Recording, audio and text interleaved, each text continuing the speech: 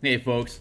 All right, great. We're going to work on some more map vignettes, random encounters. We've just about got Act 2 cleaned up and ready for edits. We're rewinding back to the first act and then the prologue material. Just give me a hot second here for me to hit my signals on Twitter, etc., to let folks know what I'm doing. And while I do that, you could do me the favor of hitting like and subscribe. Check out my my Twitter channel on the down below, and the books I have put on the DMsGuild so far, so you have an idea of what I do, where I'm at. And dot. Okay, great. So we're looking good. Beep beep beep beep beep. All right, cool. So let's get back into it. Got about a little less than an hour, so we're just going to do some random mappy map stuff. So blop blop. Let's see. So we have the Tree of Woe that we're working on. We have the Sunken Chamber. We had a Warforged here, but the narrative of the adventure isn't allowing us to use that, so I'm just going to tuck that away in trash for now. Here's a gazebo that we had built that we modified and put into the cemetery last week.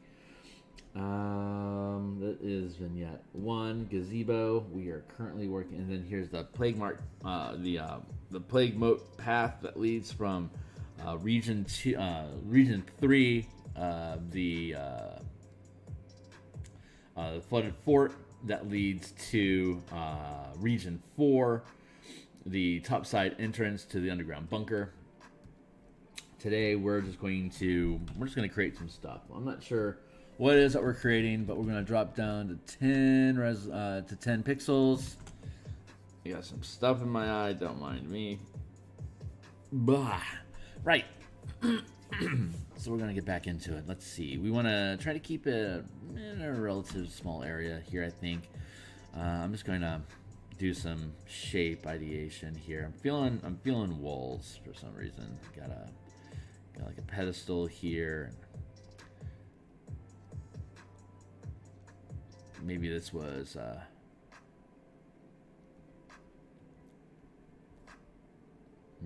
chamber or a room of some sort.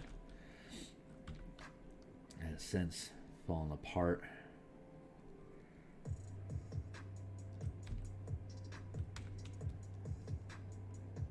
So some partial wall stuff and then some cobblestone inside. So that should be a decent little. You got a broken wall here. You got a broken wall here.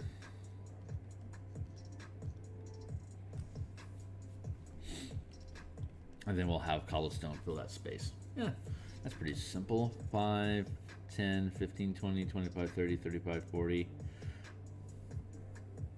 10, 15, 20, 25, 30, 10 foot, 10 foot, 10 foot. 5, 10, 15, 20, 25, 30. 5, 10, 15, 20, 25, 30.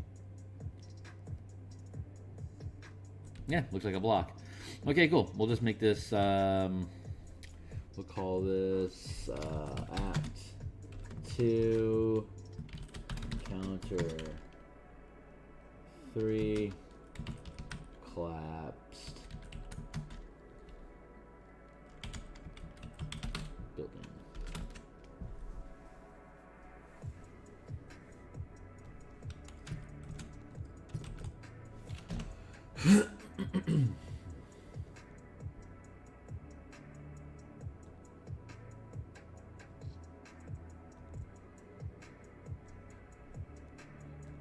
Yeah. Okay, that's working out. Let's call that 1 instead. Okay, cool. So that's the rough idea. So let's build another one here. Let's do that. Drop that down to a lower opacity so it doesn't get in the way. Let's zoom in a little bit. Drop it down to a much lower opacity so it doesn't get in the way like at all.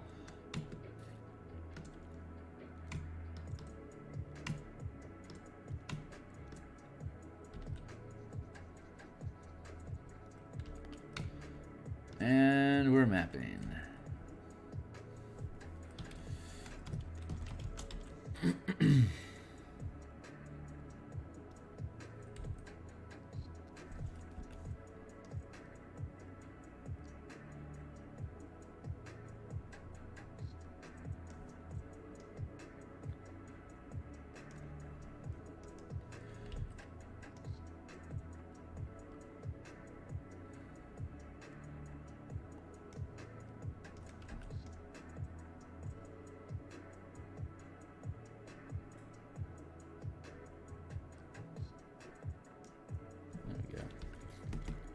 Get that up.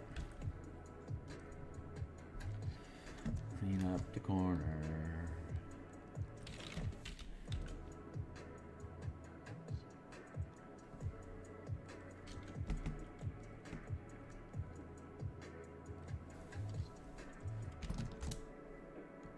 Merge those layers. And then we'll build this across.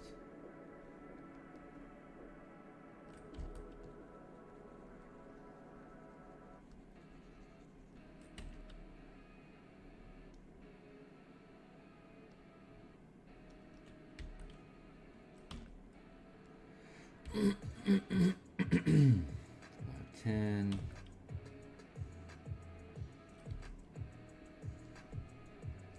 We don't want too big, it's pretty squat.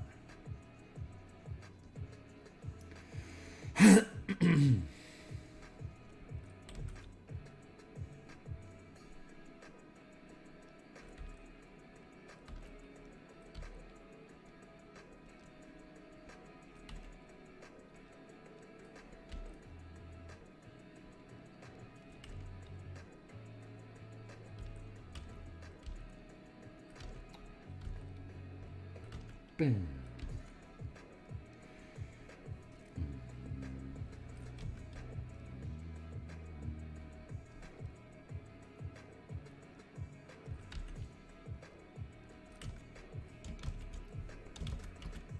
And we'll build another layer for the walls.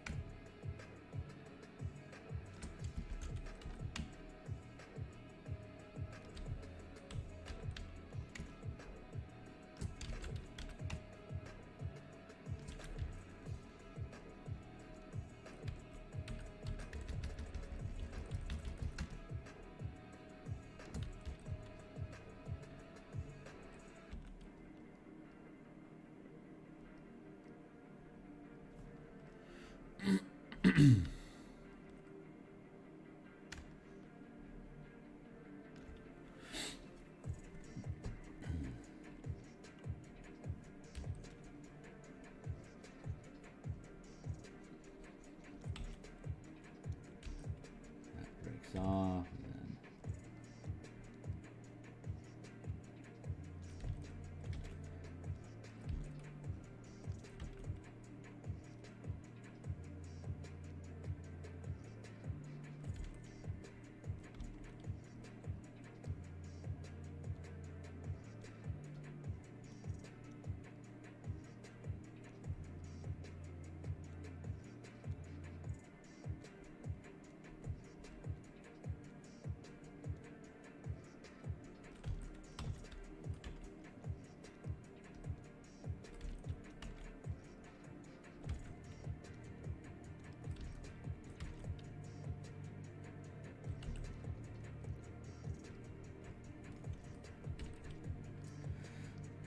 then crumpled stone.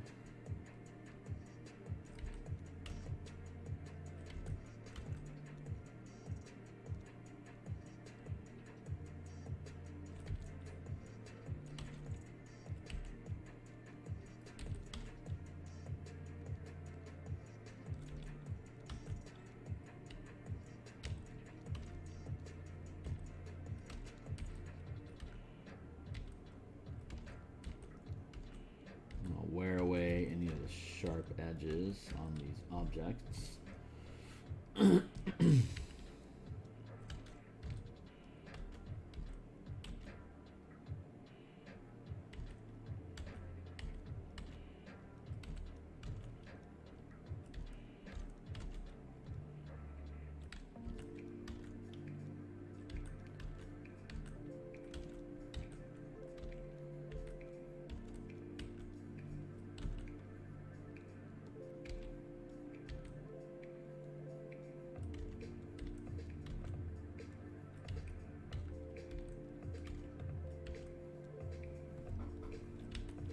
Getting rid of the edges.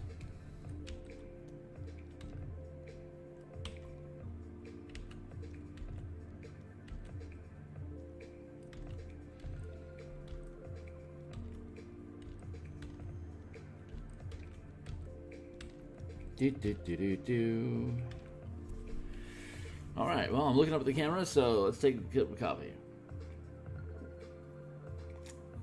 Oh, good morning, folks.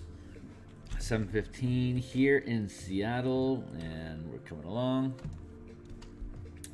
We are coming along. I'm going to reposition this up so I'm looking more towards the camera than I was a moment ago. The reason I moved the camera over to this side in the first place was so that I have an opportunity to hit eye contact a little bit more readily, and I have not been doing that. But you do get a good idea of how blind people stare into screens. So that's information you can sock away for worthlessness. I guess if you're just eating up space on your hard drive, that's a memory you can retain. Cheers.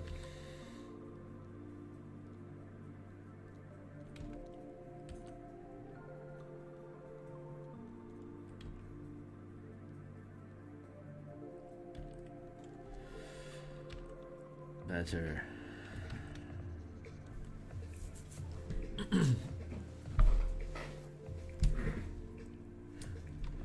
Let's nip away at these corners a little bit.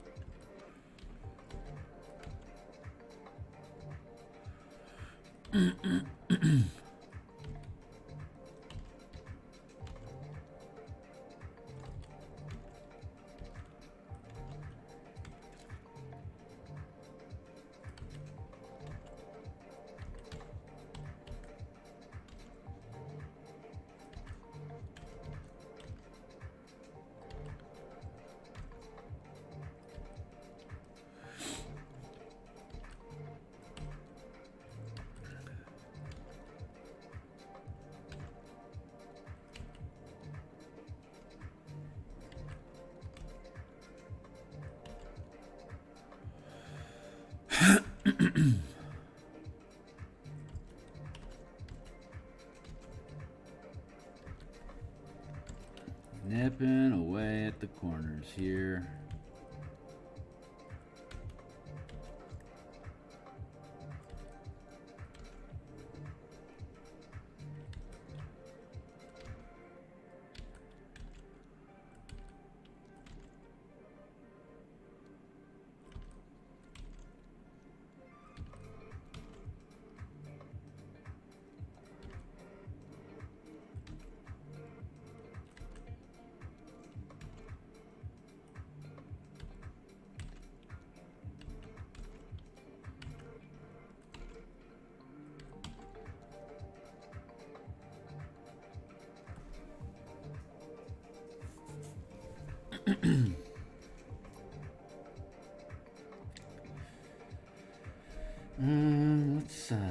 Let's ship that to there, and then we'll take this stuff and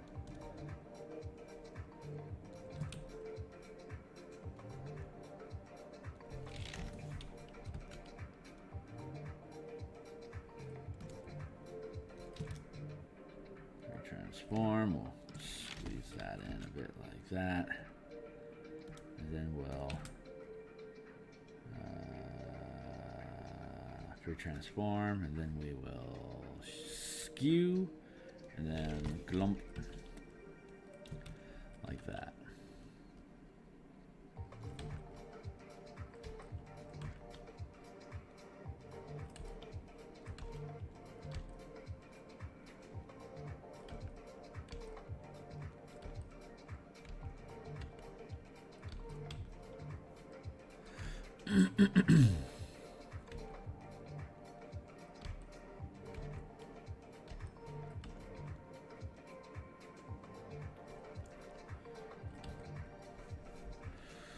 Cool, and so then this.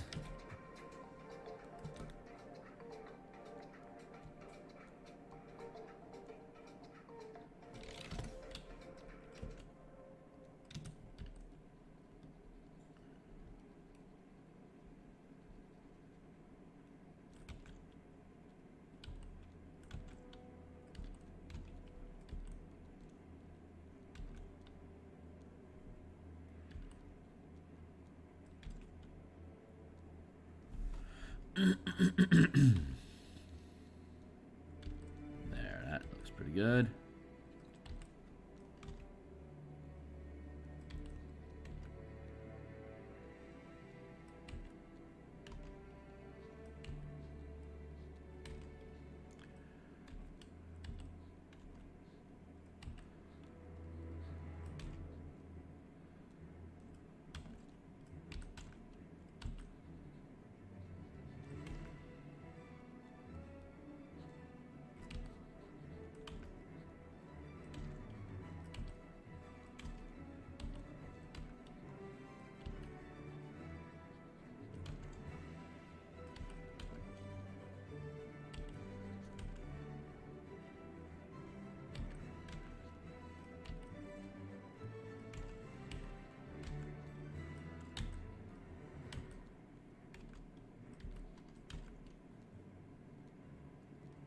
Build that like that.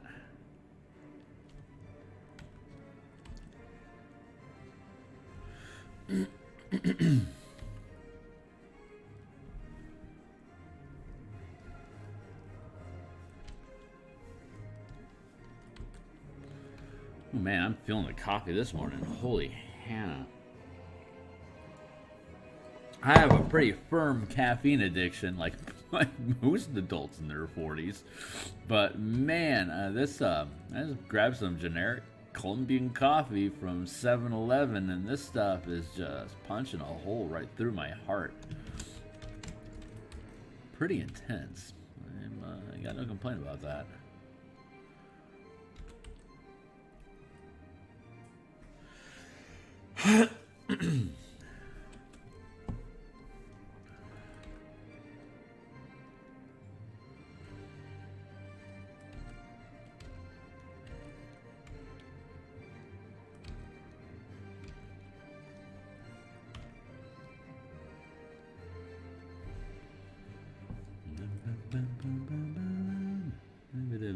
Clank.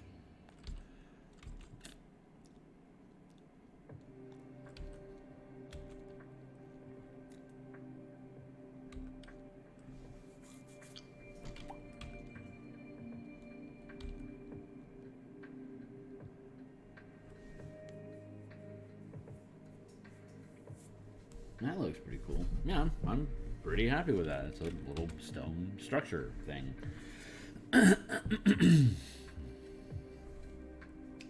So then we will go over here, and then we will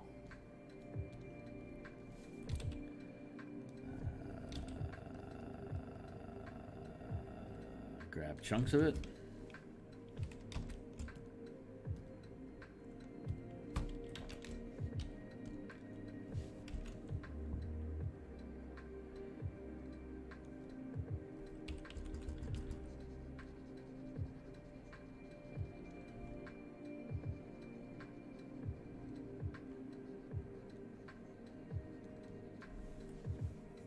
Is that just a dealie? Oh. I'll grab a chunk of this.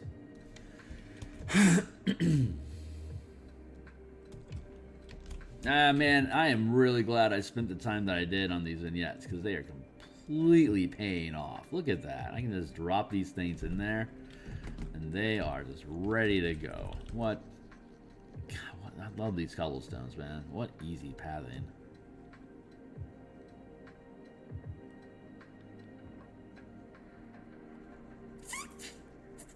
That's a noise I made with my face just now.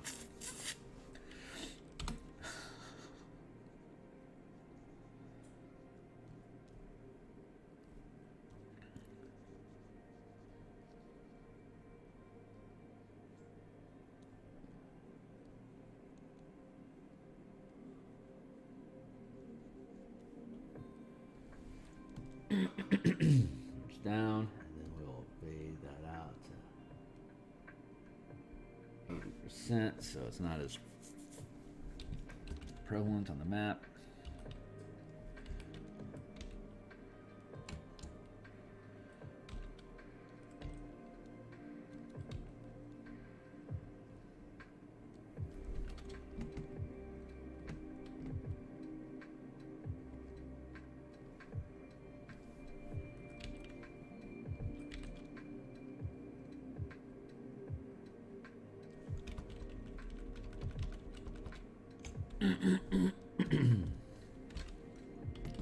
Make sure these things are squared up.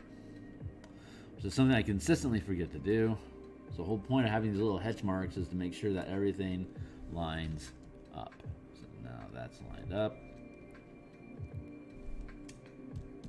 Let's make sure this is lined up. Fool! There you go.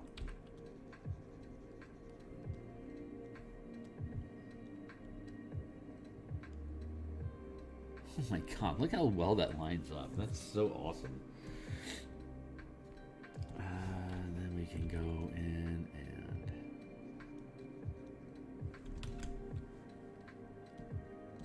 Really? That just seems weird.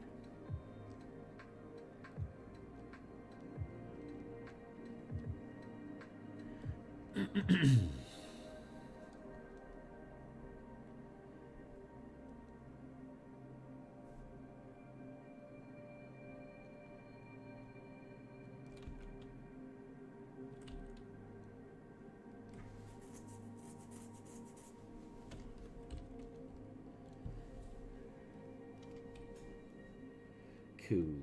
Now we can merge those down and drop them to 80%.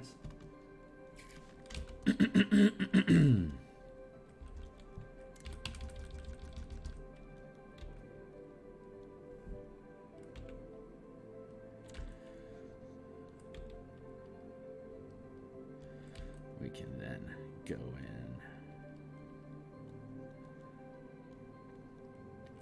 and clean up these lines.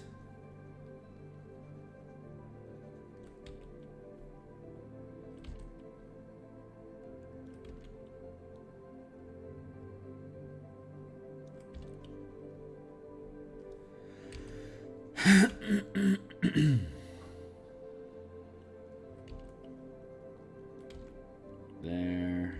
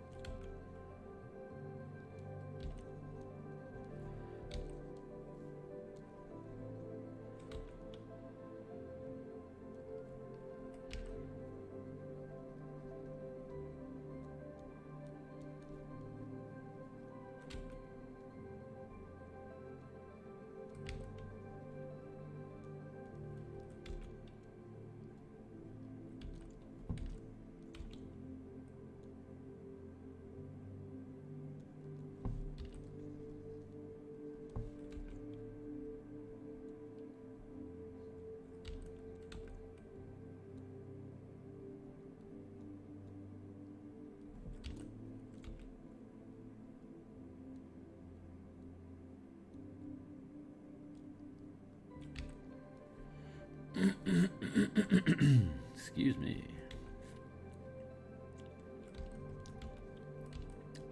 Making maps, yo. We're making maps.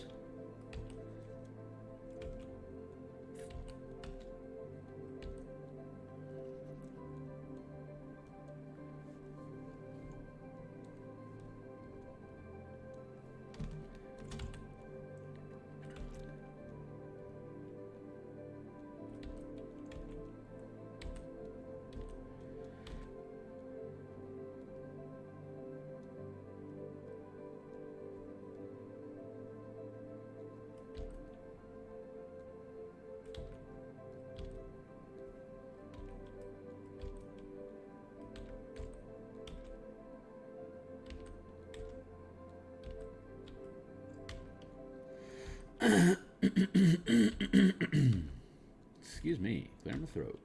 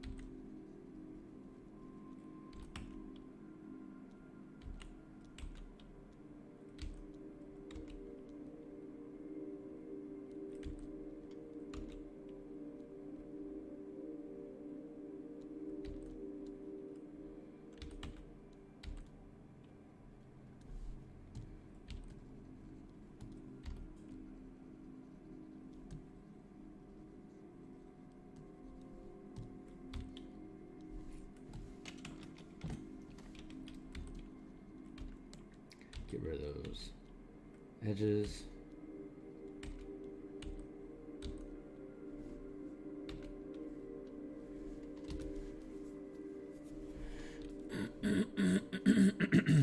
Excuse me.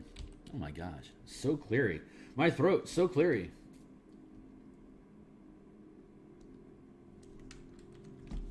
Go down to 60, so there's no mistaken. Yeah, it's a fun little wall thing.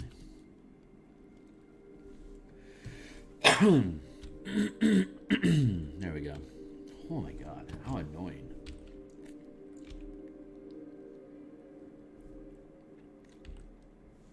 Next time I'll see if I can turn off my microphone here before I do anything like that. Sorry. I guess this would be a good time to say like, subscribe, check out my books down below. This adventure is a pretty big project, but it's not the only project I have in the wings. The in-command mass combat system, that is coming along really well. Got guilds figured out, tasks from basically rebuilding the downtime activities from Xanathar and the DMG into tasks that NPCs can perform for you. And then guilds, which are organizations that a character can take command of as well, which are also basically task specialists. Hold on, I'm going to shift this stone. 5, 10, 15, 20, 25, 30, good.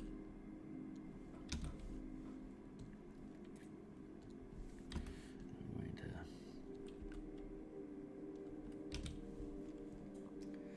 to shift those stones. I'm so sorry about the cleary throat thing. That's just icky. I'm going to free transform that here.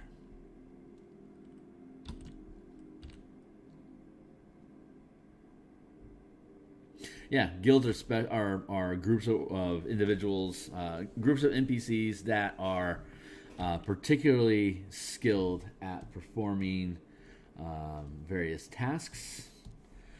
And then there's kingdoms, which are, well, those are kind of, those should be pretty self-obvious. They're nations or like city-states. They're communities, large-scale communities that that work together to basically command guilds and armies independently of character control as NPC organizations. This one's good. I am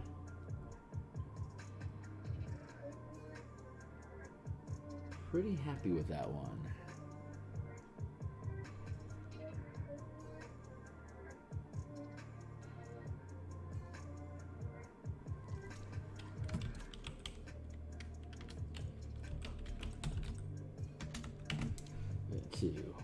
The Martial Powers project is coming along slowly but carefully.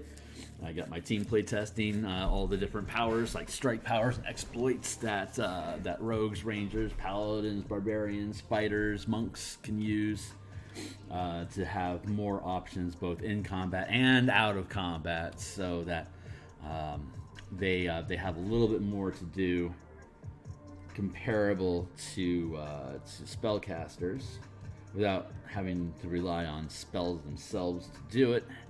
It's always a worthwhile endeavor. Let's work on the Tree of Woe a little bit more here. Tree of Woe.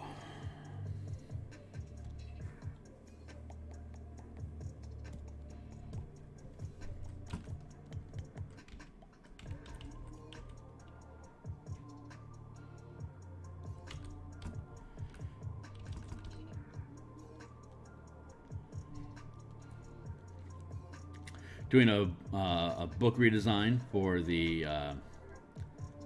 5-color mana spell point variant rule core mechanics.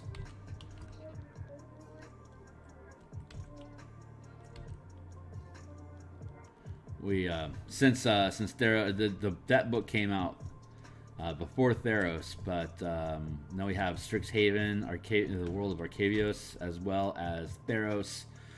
We also have the Artificer, that is a core character class now, and we've become a little more versed in how we want to express the how 5-color mana is done for 5e. So it's time for us to rebuild that book along with the Knights and Tricksters. We're going to do some rebranding with it as well. So we're doing new formatting and new layout, lots of new we're dropping some of the mechanics and adding in new ones, streamlining how the 5-color spell lists look inside of the book. So there's that's a slow brew project that I do when I need to shift gears. There's also spell point sorcerers, which I've been streaming on here, which is coming along very well. That's another small side project that I work on when I need to take a break. Drunken Yoda has convinced me that I need to build out and publish my 5e Gestalt character rules. I guess because they're pretty standardized, and my approach is fairly intuitive, but I have a new take on how subclass design works inside of Gestalt characters. So I guess I'm convinced that I've been convinced that I should publish that, which is probably going to be like a 4-page little pay what you want sort of thing that people can use. Gestalt's really cool. It's an old 3E concept. 3rd edition had Gestalt, where you would basically progress 2 character classes at once. They didn't have subclasses in 3E. They had prestige classes. So instead of taking a level of wizard, you would take a level of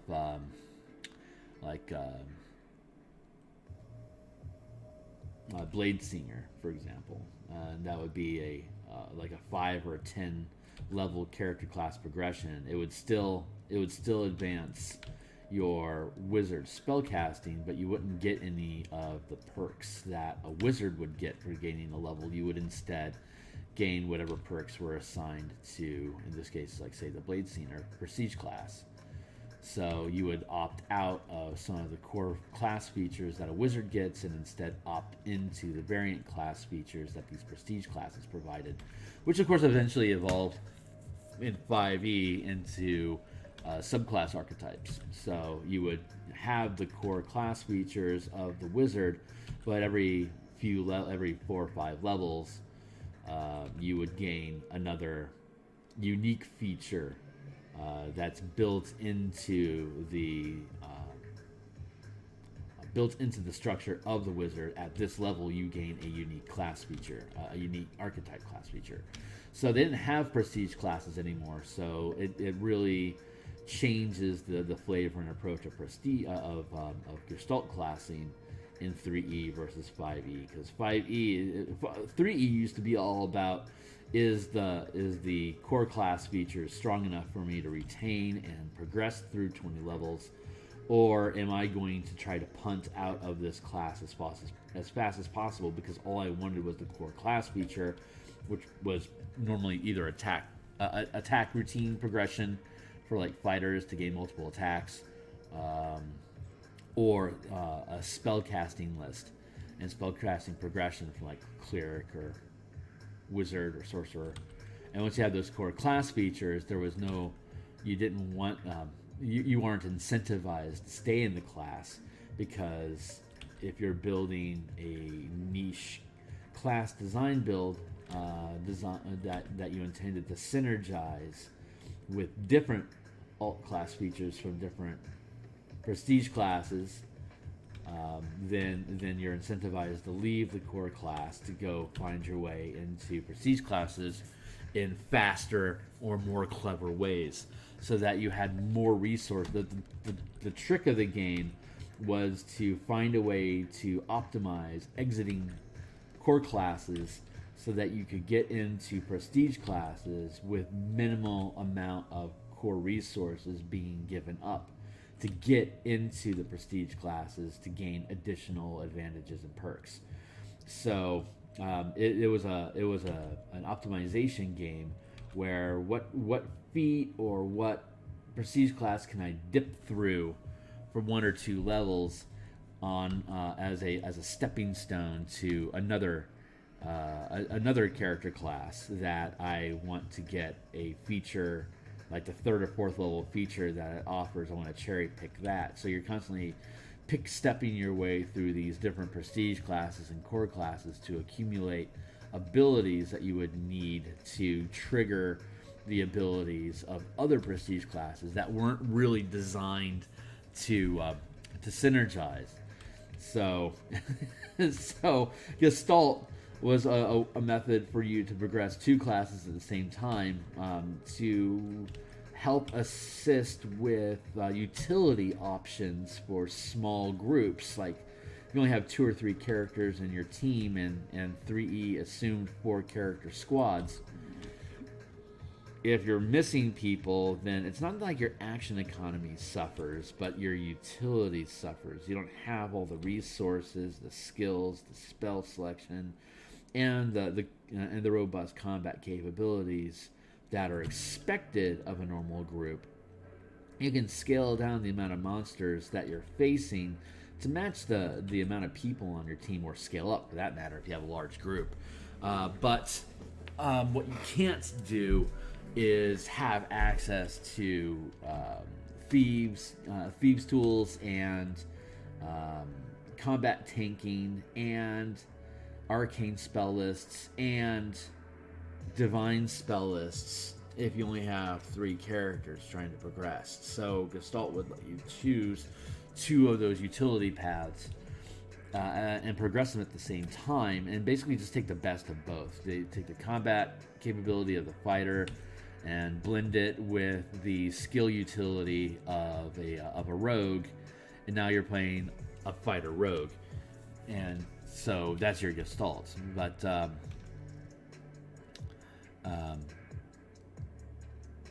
your action economy doesn't suffer. Like you would only, instead you'd just get multiple attacks, and you'd still have your sneak attack, so you'd have more attacks to trigger sneak attack with.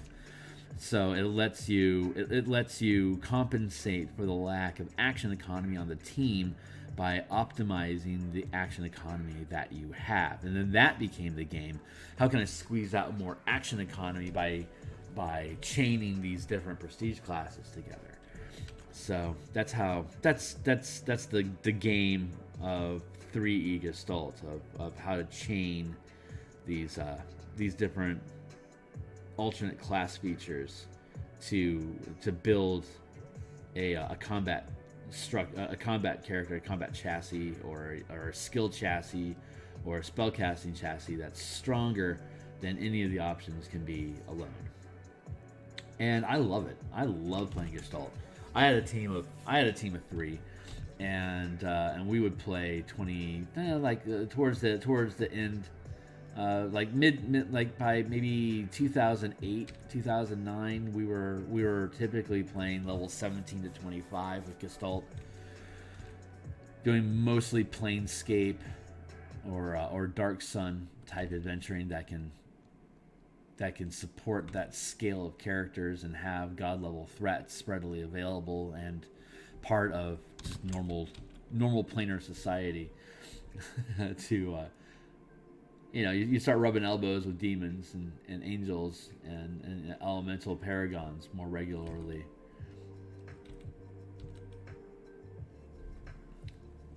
I'm pretty happy with how that looks. Yes, I am. I can maybe fade it down a bit. Fade down.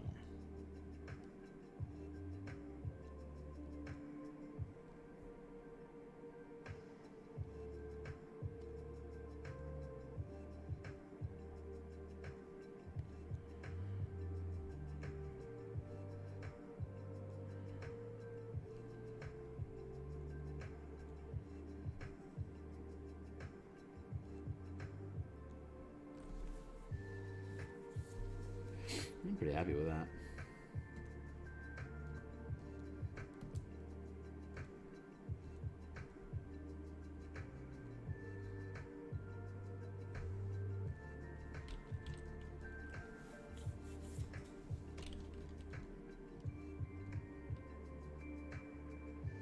$85 live.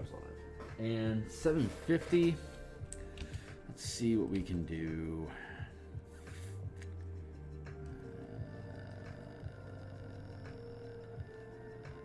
Let's see. What do we need to do from here?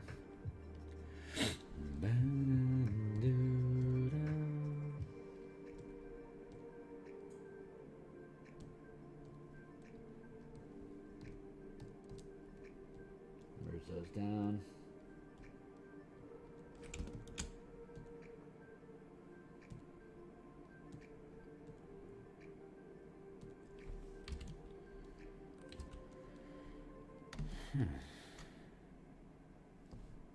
Yeah,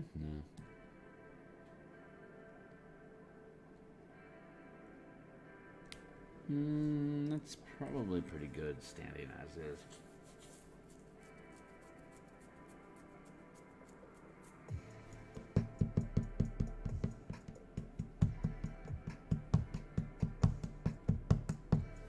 Coffee time. Hey.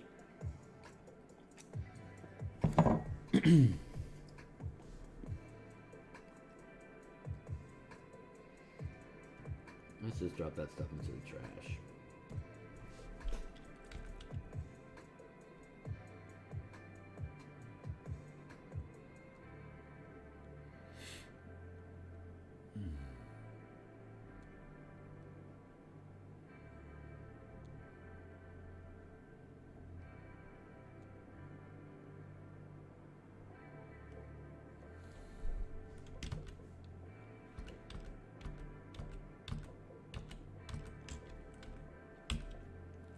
Down to 10.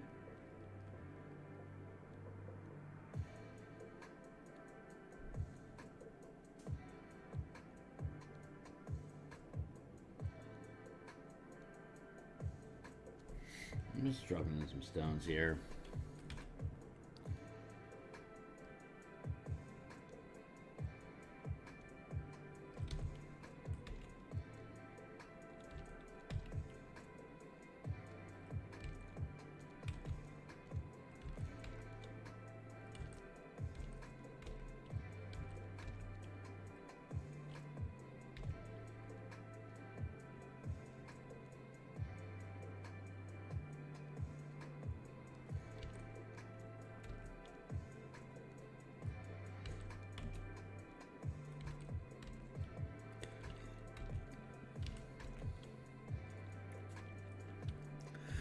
I'm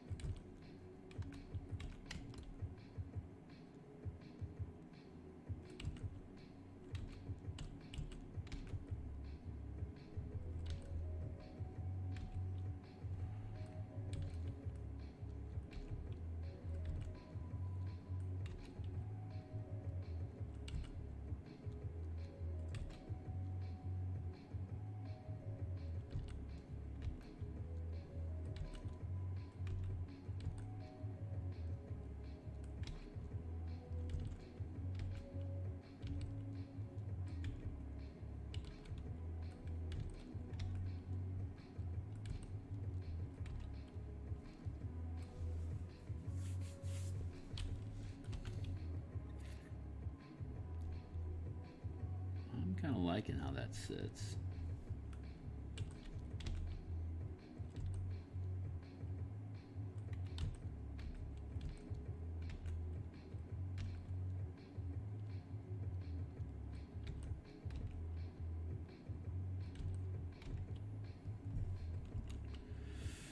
I don't want to crowd the thing though.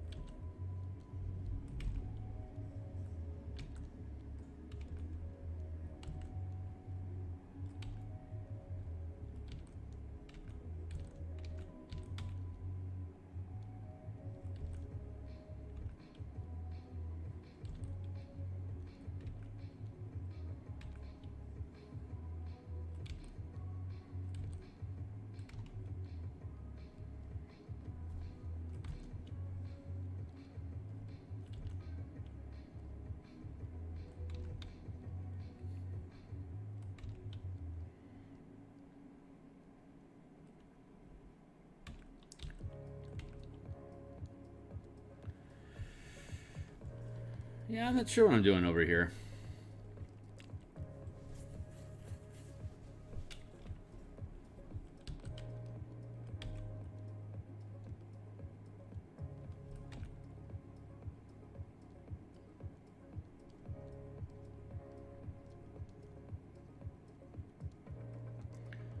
Definitely like the idea of little colonies. Little yellow caps.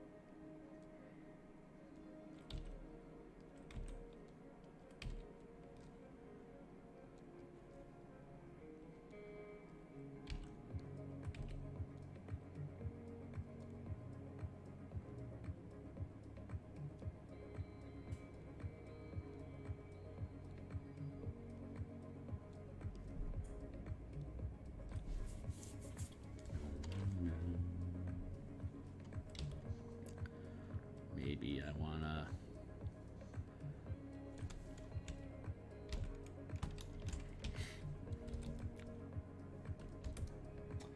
retransform and then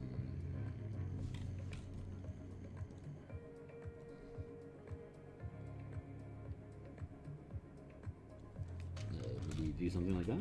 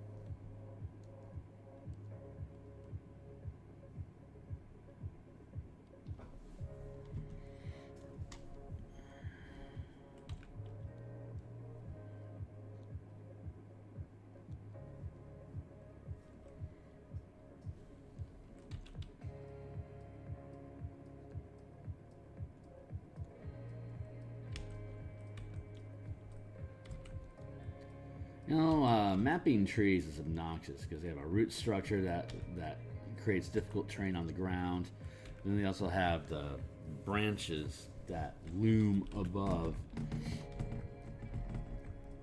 creating ceiling sort of effects. So it's hard to make those things interact. Pretty obnoxious.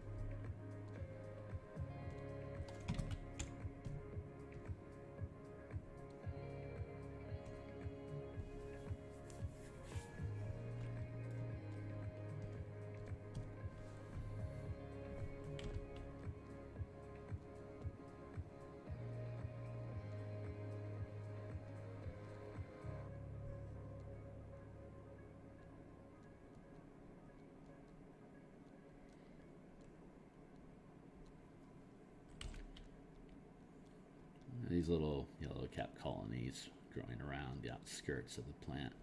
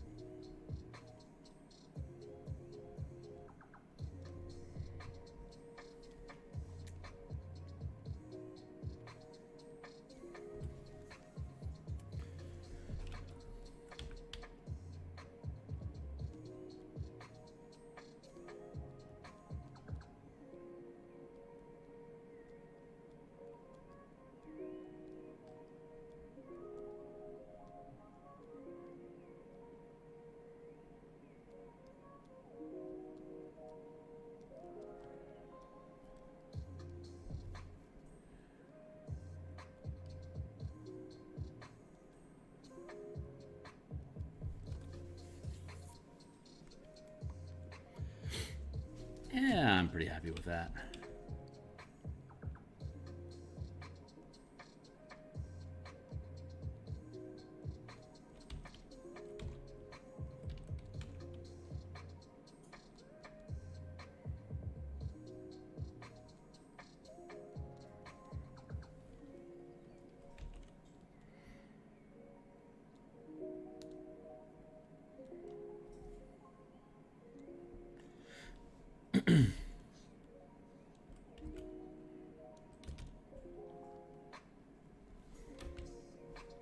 Yeah, I'm pretty happy with that. It's a goofy little thing. Cool. And, oh, it's 8:02. I gotta go. So, this has been fun. I think, let's see. We've got the Tree of Woe. And, get rid of that.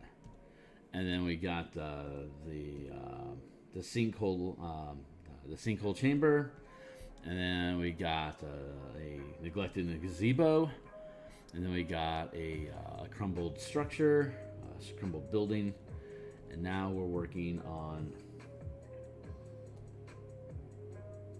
the third vignette being whatever the deuce that's gonna be. 3, then 4, then 5, then 6. So we'll have another 1, 2, 3, 4 of these things. We have the